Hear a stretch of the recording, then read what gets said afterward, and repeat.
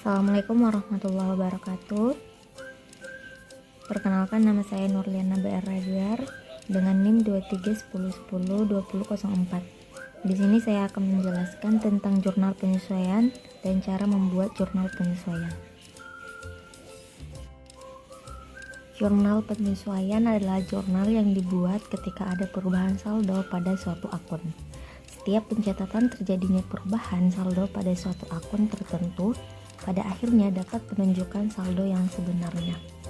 Jumlah inilah yang kemudian menjadi saldo real yang diketahui pada penghujung suatu periode pembukuan, yang juga dapat menentukan pencatatan pendapatan maupun beban bersih suatu perusahaan. Sumber jurnal penyesuaian berasal dari bukti transaksi yang sudah terjadi dalam suatu periode. Jurnal penyesuaian juga merupakan bagian dari akuntansi dasar, dan yang terpenting dari jurnal penyesuaian adalah penggunaan logika yang sering dianggap sulit. Jurnal ini dibuat sebelum penyusunan kertas kerja atau worksheet dan setelah menentukan hasil neraca saldo. Inilah yang kemudian membuat jurnal penyesuaian digunakan dalam rangka untuk menetapkan saldo akhir yang umumnya dimasukkan di catatan buku besar.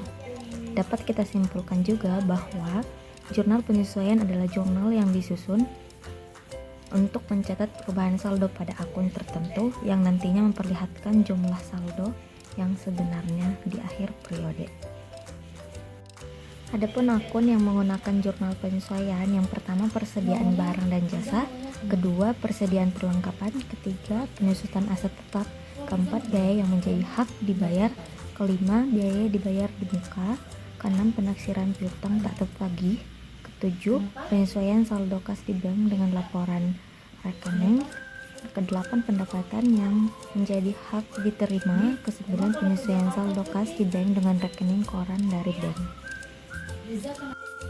Adapun fungsi dari jurnal penyesuaian, yang pertama untuk menentukan akun nominal atau akun pendapatan beserta bebannya selama suatu periode serta mengetahui kondisi yang sebenarnya dari akun tersebut.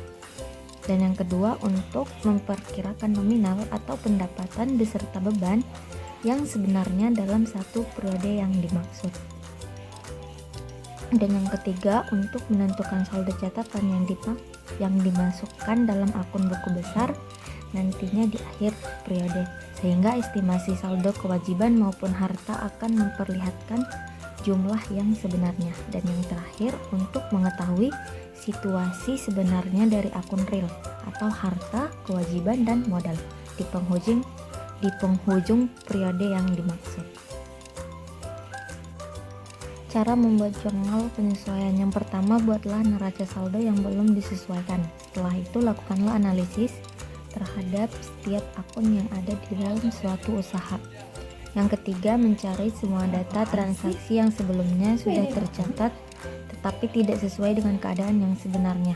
Mencari data transaksi yang sudah hilang atau belum tercatat tetapi sudah terjadi. Dan yang kelima atau yang terakhir, mulai melakukan pencatatan ayat jurnal penyesuaian. Tujuan jurnal penyesuaian dibuat, yang pertama, jurnal penyesuaian dibuat dengan tujuan untuk memilah akun-akun yang masih bercampur sehingga menjadi akun real dan akun nominal pada akhir periode tertentu. Akan ada beberapa akun real yang menunjukkan jumlah pasti. Hal ini utamanya pada akun real yang berjenis hutang dan aktiva di dalam sebuah neraca. Selanjutnya, jurnal penyesuaian dibuat dengan tujuan agar dapat memberi gambaran secara menyeluruh tentang pendapatan yang ada di dalam akun-akun nominal di akhir periode, yang juga dapat diartikan bahwa jurnal penyesuaian akan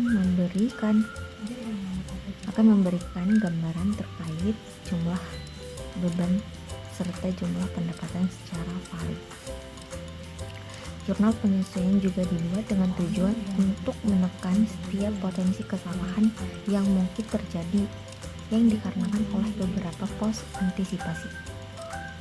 Jurnal penyesuaian juga bisa dibuat dengan tujuan untuk mempertahankan konsistensi yang telah ditetapkan dalam akuntansi sebuah perusahaan sesuai pedoman yang telah ditentukan. Contoh jurnal penyesuaian yang pertama yaitu untuk akun beban dibayar di muka.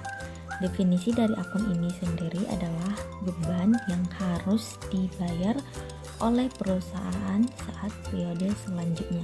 Namun, meskipun membayarnya di periode mendatang, akun tersebut harus dilaporkan saat membuat jurnal penyesuaian. Contohnya, nilai akun asuransi dibayar di muka milik perusahaan adalah sebesar 4 juta. Ternyata saat akhir periode nilainya berkurang menjadi 3 juta. Hal ini berarti asuransi dibayar di muka menjadi beban perusahaan adalah 4 juta dikurangi 3 juta dengan hasil 1 juta yang diakui sebagai beban asuransi. Selanjutnya beban asuransi dicatat sebelah debit di jurnal penyesuaian, sedangkan asuransi dibayar di muka menempati posisi kredit. Yang kedua, perlengkapan yang masih tersisa. Jurnal penyesuaian perlengkapan terpakai bertujuan untuk mengetahui apakah saldo akun perlengkapan sama dengan jumlah fisiknya. Hal ini karena perusahaan akan menggunakan perlengkapan tersebut untuk periode mendatang. Perlengkapan merupakan bahan yang dibeli untuk kegiatan operasional perusahaan dan tidak bertujuan dijual kembali. Contoh jurnal penyesuaian untuk akun ini misalnya pada awal periode saldo akun perlengkapan ternyata sebesar 6 juta. Lalu pada saat akhir periode ternyata diketahui sisa saldo perlengkapan adalah 3 juta. Dapat dikatakan bahwa selisih saldo sebesar 3 juta merupakan nilai perlengkapan yang sudah digunakan perusahaan. Selisih tersebut perlu dicatat pada jurnal penyesuaian agar kondisi sebenarnya akun perlengkapan bisa terlihat. Nilai yang sudah dipakai tersebut kemudian dicatat sebagai beban perlengkapan pada sisi debit jurnal penyesuaian, sementara akun perlengkapan menempati sisi kredit untuk mengurangi saldo sesungguhnya. Yang ketiga, pendapatan diterima di muka. Akun ini muncul karena pelanggan yang membayar terlebih dahulu, akan tetapi Anda belum memberikan barang atau jasa. Pendapatan dibayar di muka pada awalnya diakui sebagai utang karena belum menjadi hak perusahaan. Contoh jurnal penyesuaian untuk akun ini, misalnya perusahaan menerima pendapatan di muka sebesar 7.500.000. Akan tetapi, hingga akhir periode ternyata perusahaan baru menyelesaikan tugasnya sebesar 2.500.000. Selisihnya 5 juta, berarti masih menjadi hutang pendapatan perusahaan. Berikut cara mencatat jurnal penyesuaian. Yang keempat, beban sewa gedung dibayar di muka. Contoh jurnal penyesuaian untuk akun ini itu hampir mirip, sebenarnya mirip dengan pencatatan beban dibayar di muka. Misalnya, perusahaan telah membayar sewa gedung yang merupakan aset tetap sebesar 12 juta. Tetapi ternyata saldo yang sudah digunakan hanya sebesar 4.500.000, sehingga sisanya harus dicatat ke dalam jurnal penyesuaian. Selanjutnya, perlu dihitung selisihnya terlebih dahulu, yaitu 12 juta dikurangi 4.500, hasilnya 7.500. Selisih ini dicatat ke beban sewa di sisi debit dan sewa dibayar di muka pada sisi kredit.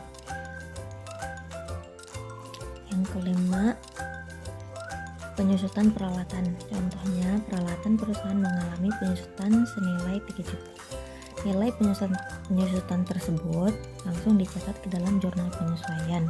Akun yang digunakan adalah beban penyusutan peralatan di sebelah debit dan di jurnal penyesuaian, lalu sisi kredit. Jurnal penyesuaian diisi dengan akun akumulasi penyusutan peralatan. Berikut ini adalah contoh mencatat jurnal penyesuaian penyusutan peralatan. Yang keenam, piutang pendapatan. Akun piutang pendapatan muncul karena adanya hak perusahaan yang masih belum diterima. Terjadinya piutang pendapatan ini karena perusahaan belum menerima bayaran tetapi sudah memberikan jasa ke pelanggan. Dalam hal ini bisa dikatakan pelanggan masih memiliki hutang ke perusahaan. Contoh jurnal penyesuaian piutang pendapatan, yaitu perusahaan menyelesaikan pekerjaan dengan nilai 8 juta tetapi belum menerima bayaran. Transaksi tersebut dicatat di jurnal penyesuaian dengan akun piutang pendapatan di sisi debit, sedangkan di sisi kreditnya diisi dengan akun pendapatan jasa. Berikut adalah contoh jurnal penyesuaian. Nama akun, beban asuransi 1 juta di debit, asuransi dibayar, nah maka 1 juta di kredit. Beban perlengkapan 1 juta di debit, perlengkapan 1 juta di kredit.